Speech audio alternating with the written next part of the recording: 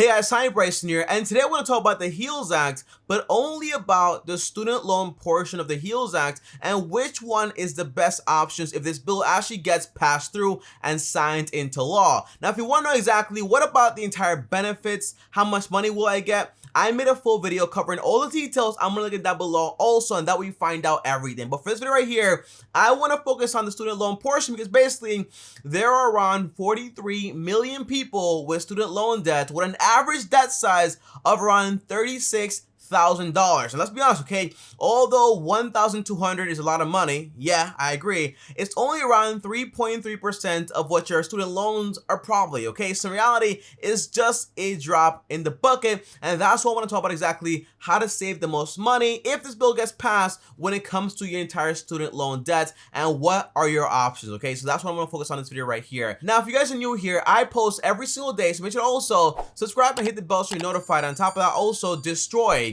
the like button for the YouTube algorithm. Now, the first thing I want to break down is basically the option we actually have right now set in place that's actually signed into law. Until September 30th, okay, all your federal student loans, you don't really need to make any payments, and on top of that, they're not accruing any interest. But once September 30th is gone, things are going to go back to normal. Now, that is exactly what is signed into law, but with this bill being proposed here, we're going to get some great options. But again, these options have not yet been signed into law, but the likelihood is actually pretty high. And by the way, they've been working on this for the past 6 years, and right now might be the best opportunity to actually get this signed into law to make everything a lot more simple. Now, the first option that's being proposed in this bill is basically if you have no income, you will not be required to make any monthly payments whatsoever. In a way, this is a great thing because basically, if you have no job, how can you be expected to actually make any payments? It's unrealistic. It's probably not going to happen. However, I do want to be 100% clear here, okay? Because guess what?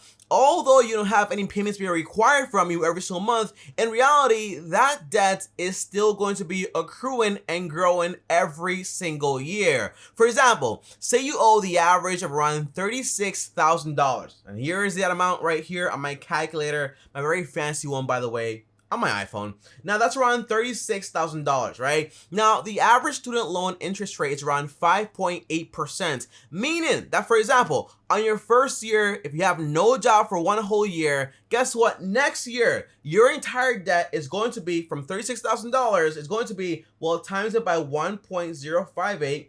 That's 5.8%, and it's going to grow to around $38,000. Now, next year, because again, interest is accrued based on the balance, not just like, hey, here's what I originally owed. The answer is no. The interest is going to be based on what you actually owe now. So next year, if you go 2 years without making any payments, in reality, again, times 1.058, it means you're going to owe around $40,000. So just like that, with 2 years of no payments, in reality, you go from 36K all the way up to 40K, and it keeps growing and growing and growing. Now, obviously, if you, for example, can get a job, the best idea is go out there and get a job and start paying off your student loan debt. But for example, if your idea is to say, hey, you know what, I won't make any payments for the next like 20 to 25 years, the answer is that is a terrible idea, okay? No one wants to be unemployed for like that long. So in reality, the best thing about this option right here is that basically, hey, if you don't have a job, you've been affected, no big deal, all right? Just get back on the horse and then later make your payments. But the whole goal is this, okay? Whether you are making payments or not making payments, that interest is still being compounded. So it is always advised that, hey, go ahead and make payments because again, it keeps growing and growing and growing and it keeps compounding. And before you know it, in 10 years, imagine how much money you'll actually owe. A ton of it, okay? So again, it's just an option in case you actually face some hardship, but it's not like, hey, I'm not gonna make any payments forever. The answer is no. That's a terrible idea, and you definitely do not want to do that. Now, the second option they're actually giving us is called an income-based payment plan, but again, this one is simplified, meaning that the whole idea is this, okay? If you do choose this option, they will never actually pay more than 10% of your discretionary income, and that's the entire thing. No more like, hey, 15% or 20%. The answer is no. It's simplified down to just 10%. No more than that if you don't want to make those payments, but again, that is optional. You can always go ahead and make extra payments if you actually want to. Now, this one I actually like because basically means that you'll never be actually forced to pay a lot more money than you actually do have available. And this way, even for example, if you're saying like, hey, I actually am going to pay more than 10%, the answer is that's great, yes, but at least you have the fallback of saying like, hey, let me just do 10%, make extra payments, but in case anything happens, I always have the option of just doing 10% of my discretionary income. Now, say for example, guys, again, you owe around $36,000. You went to college for around 4 years. Your interest rate is around 5.8%. Again, that is all the averages, okay? It's not numbers I'm making up. The answer is these are all averages, real numbers, okay? Now, the idea is, say for example, you're earning around $52,000. It means that, for example, every year, if you're putting down 10%, $52,000,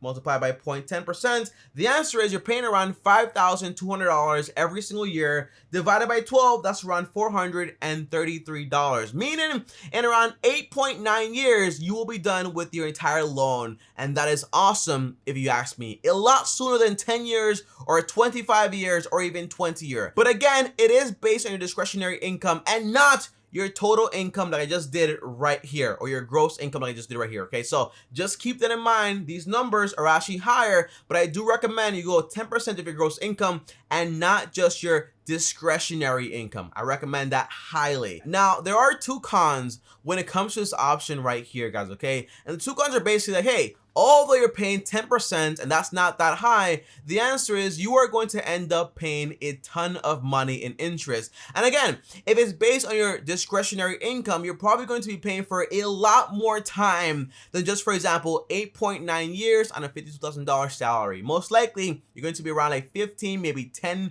to maybe like even 20 years, depending on how much student loans you actually owe. And that's the whole thing. The interest is going to get crazy. It's going to be a lot. And the second thing is that basically whenever you actually go out there and try to apply for a mortgage, for example, well, guess what? They're going to take that payment every single month and add it up into your entire debt to income ratio. And that might mean you might actually not qualify for the mortgage you actually want, or maybe even the rates you actually want again, okay? So the answer is, although this is great, it does come with some cons, but again, it's not that bad. It's very simple. And then, for example, if you owe 36K, you earn more than 50K, in less than 10 years, if you do 10% of gross income, you will be done with your whole student loan debt. And that is awesome because some people go out there and they carry that balance for around 15 to sometimes even 20 years of just paying interest.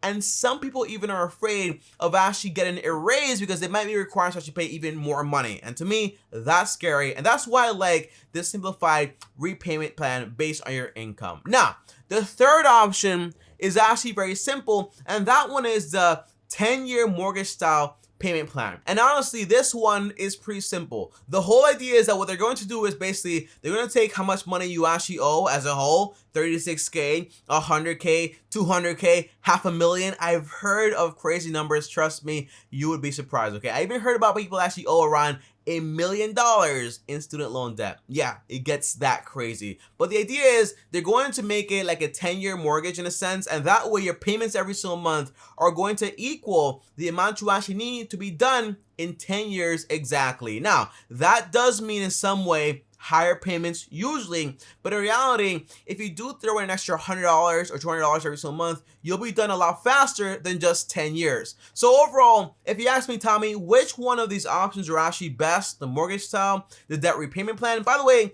I'm telling you guys this, but in reality, again, these are all proposals. They're not actually signed into law, so it might not be this simple, and I will get to the options we actually have later on in the video. But the core idea is this, okay, guys? But if you ask me which one do I prefer, in reality, it's probably the income-based payment plan. And the reason is basically, although it is only 10% of your income, in reality, if you want to pay more, you can do that. But if 1 month you kind of don't have a lot of money, that's fine. It happens. The answer is you can always just put in that 10% and be done with it, okay? And that is the cool thing. Having more options and flexibility is always good because in reality, you don't know what's going to happen in 10 years. You might not even have a job, okay? Your job might be obsolete. So that's why I always recommend, well, just go slow and steady, and that way you'll win the race. Now, overall, Tommy, what do you think about this whole thing here? The answer is, guys, basically, the more I read about this is basically that, hey, it's not the first time they actually do propose something like this. In reality, they've been trying to do this for the past 6 years, but right now, again, might be the perfect time to actually get everyone's fingers getting pulled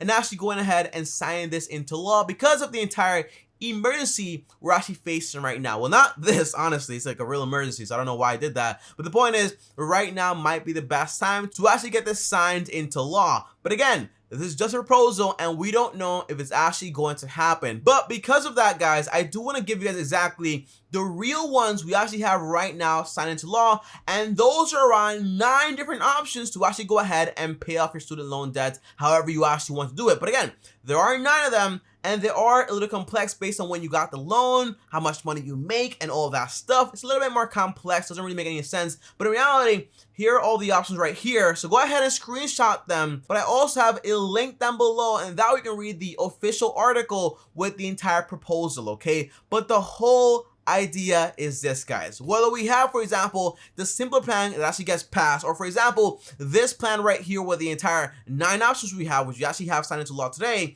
the answer is just go ahead and choose one that makes a lot of sense for you based on your income, how much you actually earn, and what you actually want to do with your money. I always recommend, okay, whatever your payment is, just add an extra 100 or 200, and you'll be surprised exactly how soon you'll be done with your entire debts and how much money you're going to save in interest also, just by making a small increment increase of around 100 or 200 or 300 bucks every single month. But guys, that's about it for this video. Comment down below and let me know, was this helpful in any way? And also comment down below and let me know if you need help actually deciding on which option is actually best for you. Just comment, I'll reply and see exactly how I can help you. As always, see you guys tomorrow. Thanks for watching. Like this video if you liked it. On top of that, also subscribe and hit the bell so you're notified. And also DM me on TommyBryson if you want to talk to me one-on-one. And before I go, if you want to watch another video on basically how I invest my money, well, here's a video right here. I'll talk to you now. I'll see you guys tomorrow. Thanks for watching, and as always,